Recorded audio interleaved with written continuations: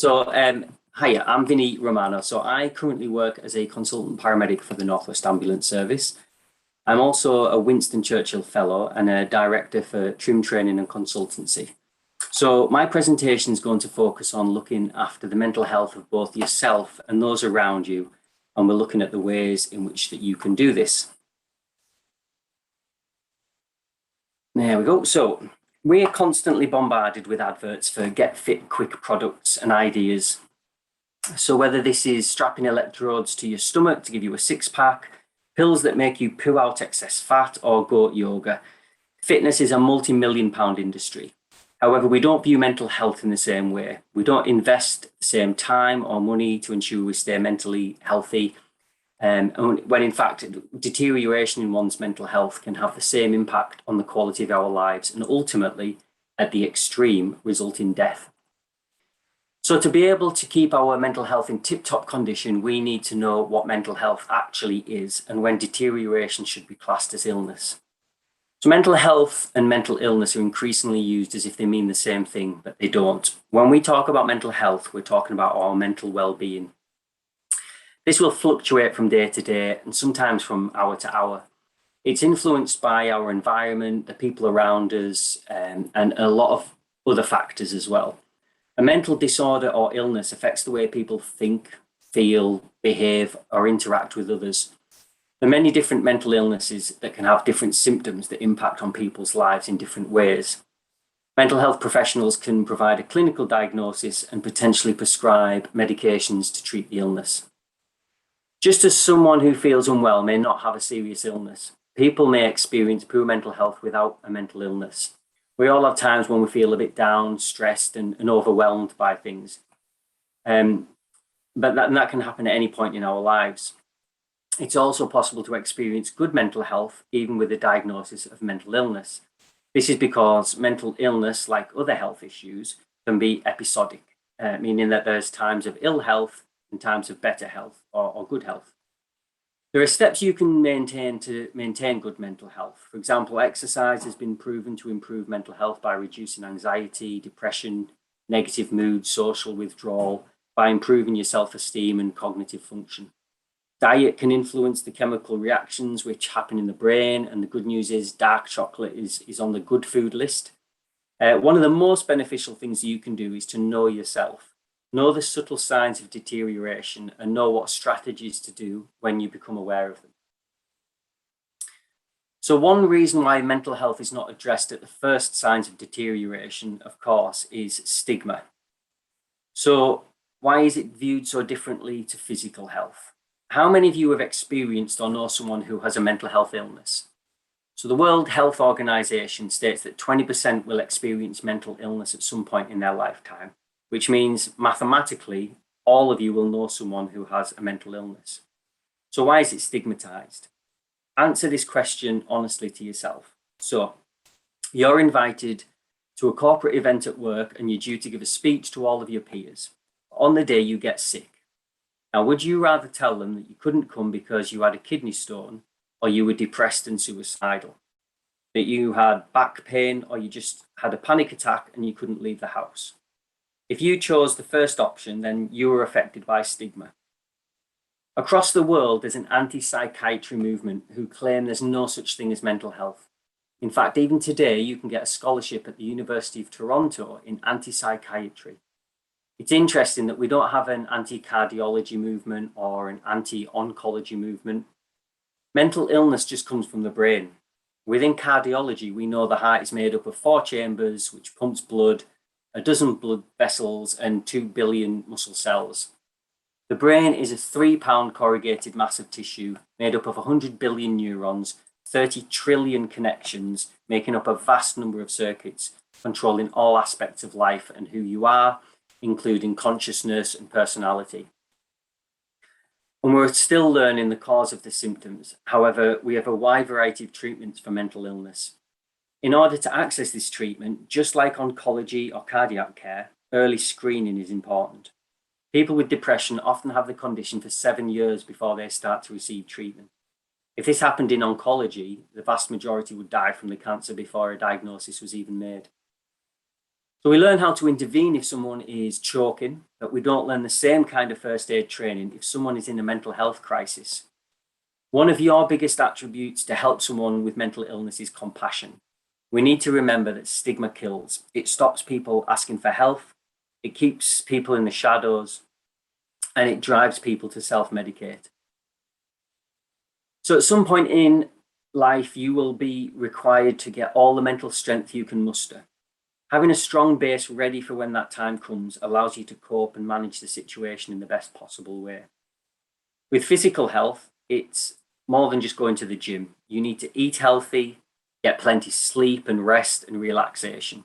Your mental health is strengthened in a similar kind of manner. You need to get rid of the bad mental habits, such as destructive beliefs. There are three kinds of destructive beliefs. The unhealthy belief of ourselves.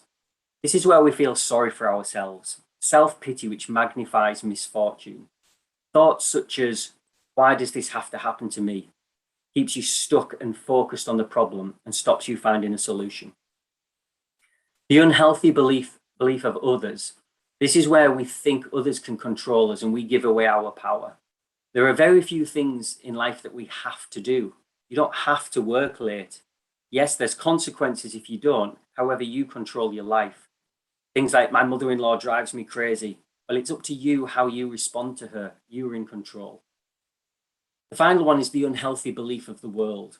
Thinking that the world owes us something, that you have to work so hard and you deserve some rewards for this. This can lead to disappointment. The only person you should compare yourself to is how you were yesterday. Good deeds don't lead to good experiences. Unfortunately, the world doesn't work that way. So it's worth thinking what bad mental health habits are holding you back and what small steps can you take to make a difference for yourself. If you know what mentally well looks and feels like, you have more chance to recognize when this starts to go wrong. One way to recognize when your mental health is deteriorating is to recognize which stressors are likely to have an effect on you. There are various stressors that can cause people mental health difficulties. So firstly, trauma. There's a type 1 trauma, which would be a single event, such as being exposed to death, a life-threatening situation, or a significant incident. These incidents can be of any nature and often have a subtle link to the individual who may or may not be aware of this. It's important to remember that any incident can cause mental health problems in the long term. An incident which I find difficult or traumatic may absolutely have no impact on you. Type 2 trauma comes from a buildup of stresses due to an accumulation of exposure, often referred to as the drip effect. This is often subtle and gradually creeps up on an individual over months or years. The exposure is often experienced in a professional capacity as well. Something which is talked of during the pandemic a lot is moral trauma or moral injury. This is an event or a series of events that clashes with the moral code of the individual. So there are a certain category of incidents which are considered more likely to cause type 1 trauma, when in fact research suggests that there's no obvious patterns when it comes to diagnosing PTSD for emergency responders. Following a significant incident, 40% will not have an immediate distress response. 60% will experience symptoms such as poor sleep, jumpiness, or recurrent thoughts, but most will recover with no requirement for professional input over 4 to 12 weeks. 10% may require. When we consider the likelihood of how many individuals are likely to develop mental illness, we see why the recommendations are that we should not provide an intervention to all that are exposed. We liken this to going to the GP for a mild cold. Your body will fight the cold and recover itself. Giving antibiotics for a cold actually can make things worse by killing off the good bacteria and risking antibiotic resistance. In a similar way, bringing in psychological debriefing immediately after an incident is not required and can make the situation worse. NICE guidance warns us against this. The individual just requires time for the brain to sort the incident out, file it away in the appropriate area, and that will sort the issue out. So we're going to have a little look at how that mechanism works.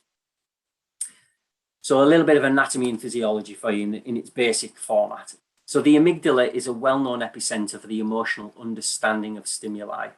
It helps the brain to remember the aversiveness of otherwise neutral stimuli and it's an integral part of the circulatory maintaining memories for adverse events. In anxiety or post-traumatic stress disorder, there is a suggestion that the amygdala is partly responsible, becoming hyperactive in these conditions. In some cases, people continue to experience fear even though they're in a safe and neutral situation long after the initial traumatic experience has passed. What happens is the brain processing system that includes the amygdala, or the fear hotspot, become overactive. Other regions important for the attention and memory, regions that usually moderate our response to fear, are tampered down. So what happens is the limbic system, which is made up of the amygdala, or I'm going to call it the officer in charge, has a team at his disposal. This includes the hypothalamus, or the CCTV camera, which, when something happens, takes a picture of the occurrence, tags it with all our emotional and physical responses, and send it across to his mate, the hippocampus. That's our emotional filing cabinet. So when something happens, our filing clerk rifles through his files, pulls out what he thinks is the same, and we just do what we did before. All he's trying to do is keep us safe. So if whatever we did previously worked, we can just do that again. The final member of the team is the pituitary, or the mad scientist, who represents the chemical factory we have. So he pauses glucocorticoids, or stress juices, into our blood to prepare the body for protection. This creates the fight or flight system that we're all aware of. So this system is crucial to survival. If we were to rely on the neocortex to make swift decisions, we would not survive. It simply isn't quick enough. The problem comes when this system starts to malfunction and the amygdala is constantly alerting the team to react. This creates a feeling of anxiety. If you've ever woken up on a day off, you have nothing to do, but you've just got relaxing things planned, yet you've got this ghostly feeling inside, you feel like you're about to enter an exam or go into an interview, it may be this system that's creating that feeling of anxiety. So type 2, or repetitive trauma, is more often associated with experiences which happen in childhood or ongoing domestic abuse, bullying, sexual abuse, physical abuse, or an overly strict upbringing, for example, in a religious setting. Within the emergency services sector, this is often termed the drip-drip effect of stress, or burnout. It's often associated with a professional employment, such as in the military, emergency services work, or professional sports as well. It can come about when constantly dealing with death and loss, or a high workload, and there's minimal time for diffusion through peer support. It often leads to lack of sleep, which adds to the physical and emotional exhaustion. But strategies can be employed to identify and manage the symptoms. Some are helpful, but some can be toxic as well. Moral injury is the profound psychological distress which results from actions or lack of them, which violates one's moral or ethical code. This is not a mental health illness, however, it's a risk factor for PTSD. It's associated with intense shame, anger, and guilt. The element of shame can be a barrier for individuals to engage and talk about the issue, and there's a fear of being judged or getting into trouble. The result is that the problem continues and it grows. The individual may speak about the incident, but avoid commenting on the moral injury element. One example is how COVID has presented an inability to provide compassionate care because we're wearing personal protective equipment. This has led to a shift in priorities to provide care and services. And we can experience this in a similar way at maybe a multi-casualty incident, where we're asked to triage and not treat. Having a patient plead with you for help, yet your direction is to walk past and continue with your task of triage, can really challenge one's moral standing. So this is the part of the presentation that should come with some uplifting music. It's not all doom and gloom. There are positives to experiencing trauma, and there is evidence-based tools which can help, which we're going to talk about. So I just want to tell you a couple of little bits around a couple of authors that I've come across. So on a chilly autumn day in September 1942, Viktor Frankl, a Jewish psychiatrist, was witness to his wife and his parents being arrested in Vienna and transported to Auschwitz. By 1945, his family, including his wife, had perished. Frankl managed somehow to survive. The following year, he wrote one of the most profound books to be written about the Holocaust and the human condition. It was entitled Man's Search for Meaning, based on his experience in the camps. In the book, Frankl concludes that the overwhelming difference between those who survived the camps and those that didn't was the person's ability to find meaning and purpose in even the most hopeless circumstances. Frankl wrote, "Everything can be taken from a man but one thing, the last of the human freedoms, to choose one's attitude in any given set of circumstances, to choose one's own way." There's also Nassim Nicholas Taleb wrote a book entitled Anti-Fragile. In this, he states that most of us think that the opposite of fragile is resilience. Taleb argues that this is wrong, suggesting the real opposite of fragile is in fact anti-fragile. Anti-fragile is very different from resilience because people, objects, and systems that are anti-fragile actually get stronger when they're exposed to external stress, whereas resilient things remain the same. Most things in nature are anti-fragile, if you think about it. The best example is your own body. Expose your body to stress by exercising and you'll get stronger. Expose your body to stress by taking a vaccine and your immune system becomes stronger. Taleb writes that in an environment that is too comfortable, people can develop a sense of entitlement where their ability and enthusiasm waste away. Just like an overprotective parent who goes on to produce a weak and fragile child, too little pressure destroys performance at work. A principle of anti-fragile is that stress is only good when it's acute. In other words, when you have short bursts of stress, followed by periods of rest. It's like exercise. If you run 3 times a week, you'll get fitter. But if you run every day without a rest period, there's a good chance you'll get injured and you don't have the recovery phase as well. It's an interesting concept, and having personally had 20 years as a frontline paramedic, 10 years of them acting as in a clinical leadership role, so I was attending and still am the most serious categories of patients, I fully agree. If I was asked to attend the same number of major trauma patients, cardiac arrests, and acutely ill patients in the first year of my career as I do now, I firmly believe I would have struggled to mentally deal with that kind of pressure. So we know that any incident has the potential to cause traumatic response for many different reasons. The majority of individuals who are exposed to potentially traumatic incidents manage and deal with the traumatic stress normally. This can range from experiencing no symptoms at all to feeling some symptoms which self-resolve over a short period of time. This is classed as normal and requires no intervention or therapy. It's normal to feel upset following some incidents. We experience a large range of emotional situations and it's part of the job. We're having a normal reaction to an abnormal situation. Trauma risk management is the next subject I'm going to talk about. So it's not a form of counselling, it's not therapy, it's not treatment. It requires an assessor to complete a 2-day assessor course, which provides the background theory to TRIM and how to perform a structured and safe assessment. It's peer delivered, and it's a risk assessment tool, which allows an individual to talk through an incident in a structured way. It allows the individual to receive peer support and, if necessary, encouragement to access further professional counselling if it's indicated. More often than not, it reassures the individual that the symptoms and feelings they're experiencing are normal and will likely resolve over the next few weeks. Crucially, it's able to highlight the small minority that may require onward referral. An important point about TRIM is that it follows NICE guidance, unlike the use of things like critical incident stress debriefing, which is still used in some emergency services today. The NICE guidance states not to offer psychologically focused debriefing for the prevention or treatment of PTSD. Evidence on psychologically focused debriefing, either individually or in groups, showed no benefit for children or adults, and some suggestion of worse outcomes than having no treatment.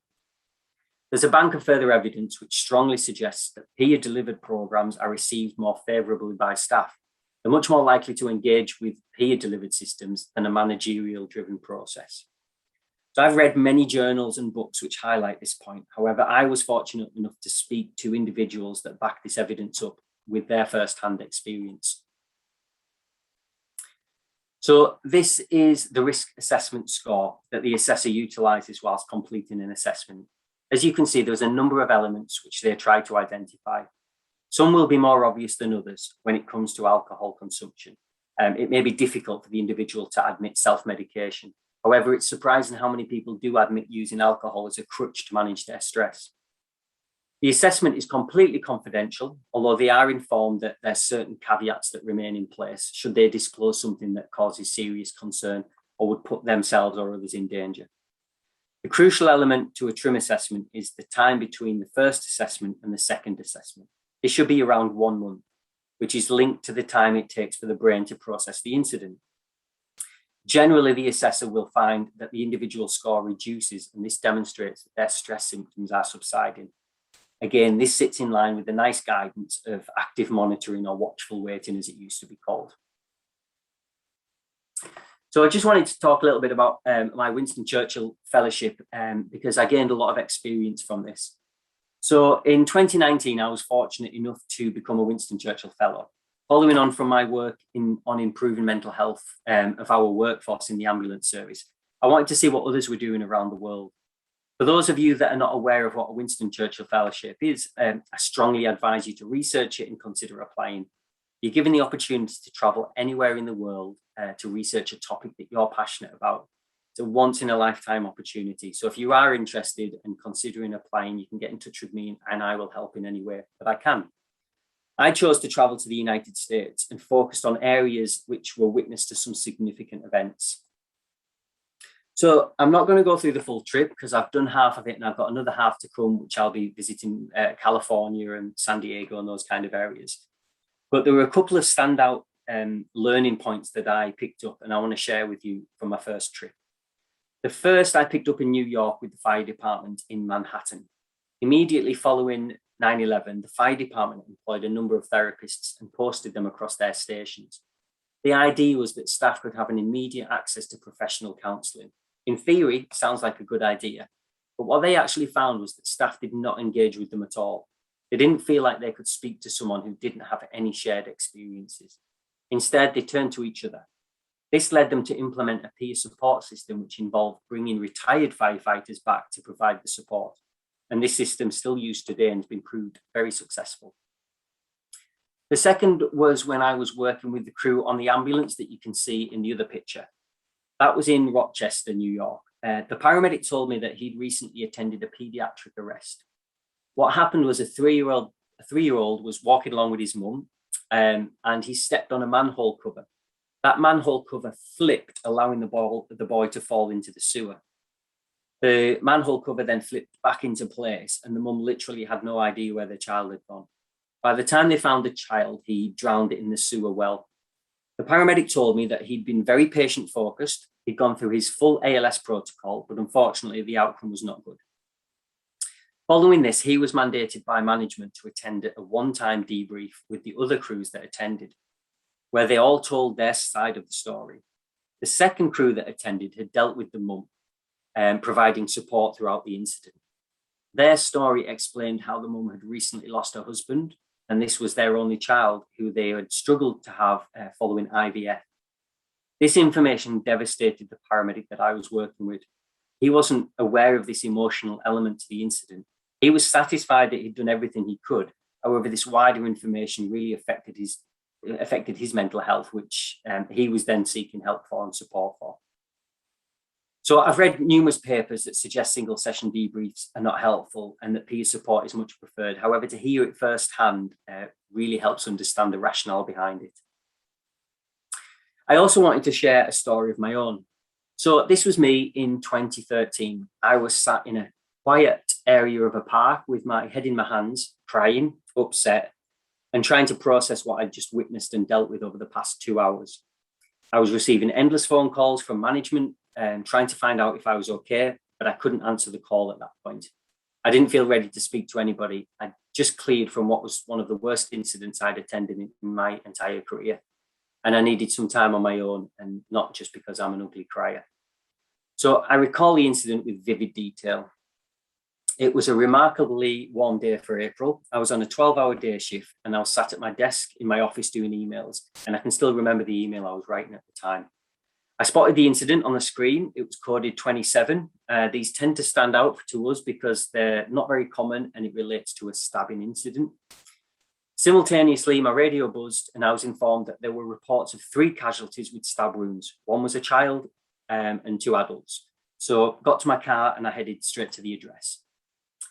So this was my family in 2013. My wife was 39 and I had a 5-year-old boy. These were the people I'd left that morning before I went to work and whom I had every intention of seeing on my return. I'd always found it more emotionally challenging to attend poorly kids because it's human nature to apply empathy to situations that you're presented with, although this, without doubt, makes it more difficult to process. So this was the incident I was tasked to on the day.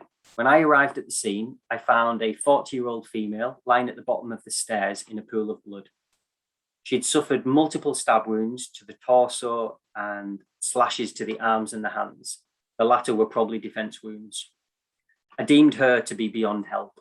I made my way upstairs to the first bedroom where I found a 6-year-old boy still laid in his bed. He'd also been stabbed multiple times. And again, despite my desperate want to be able to do something, he was also beyond help. But as I stood in that boy's bedroom, I was immediately transported to my own child's room.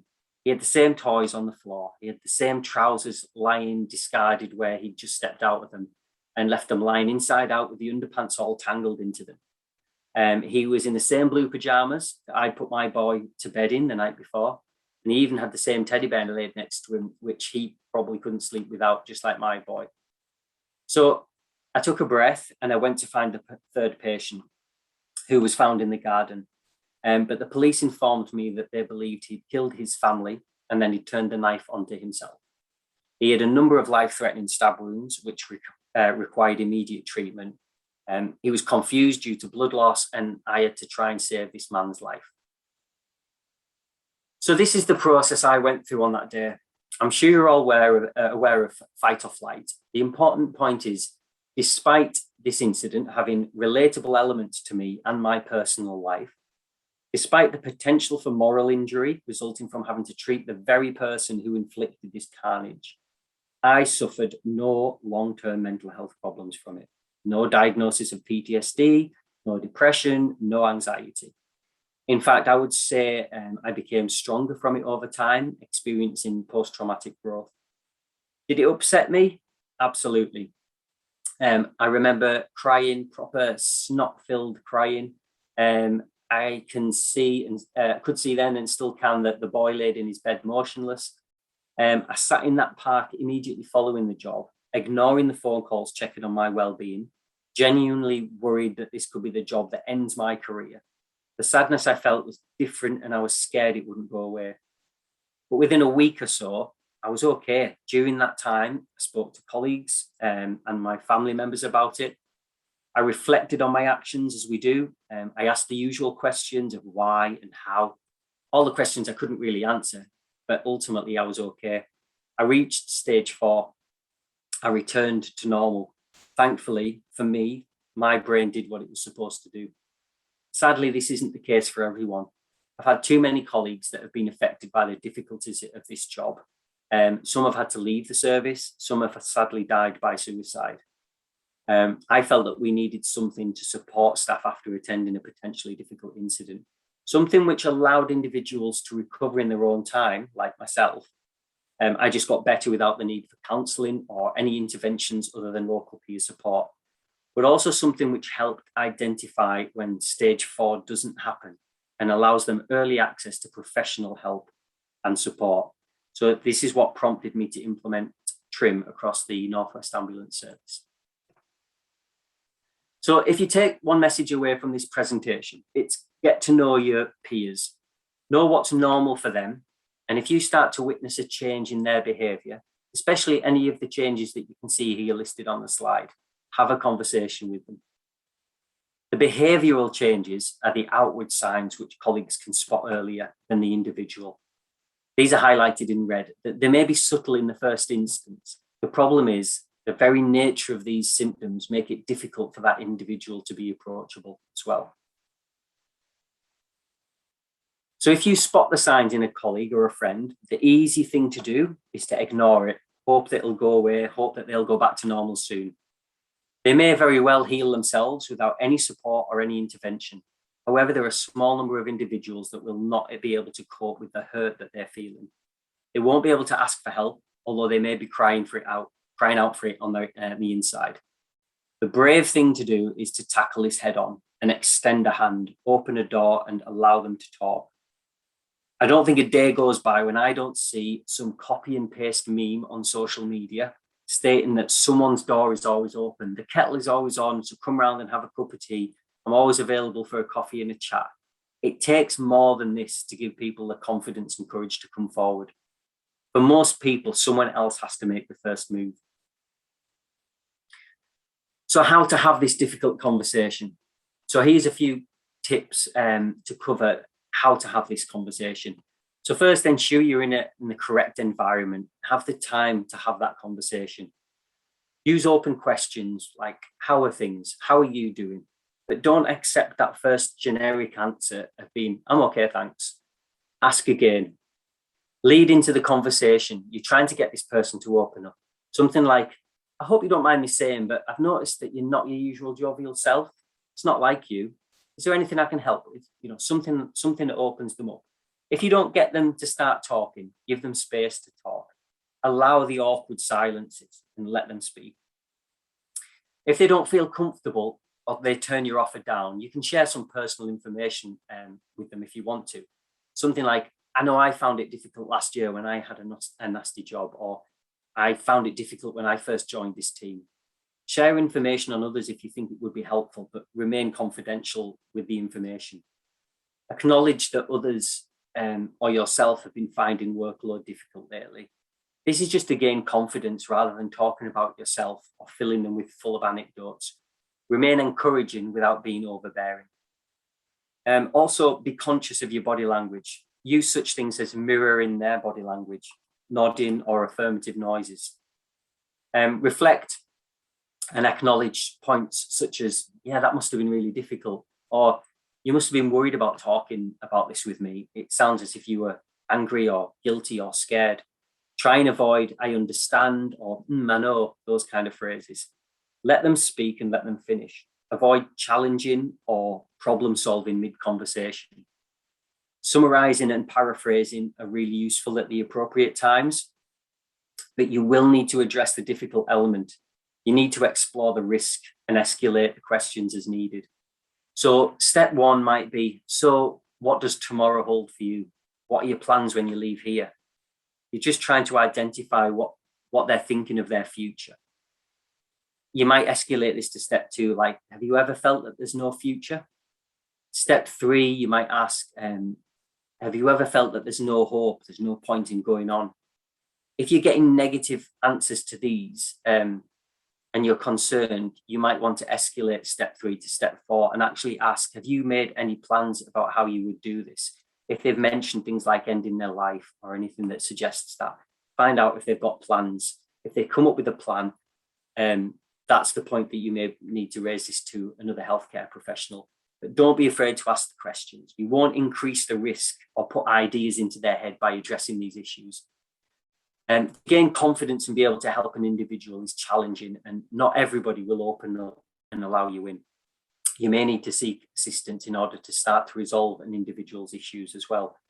Define the actual problem, explore the possible solutions, and engage them to discuss what they think the solution might be. Finish the conversation with a specific plan to improve their situation. And this actually might be an immediate referral to a healthcare professional.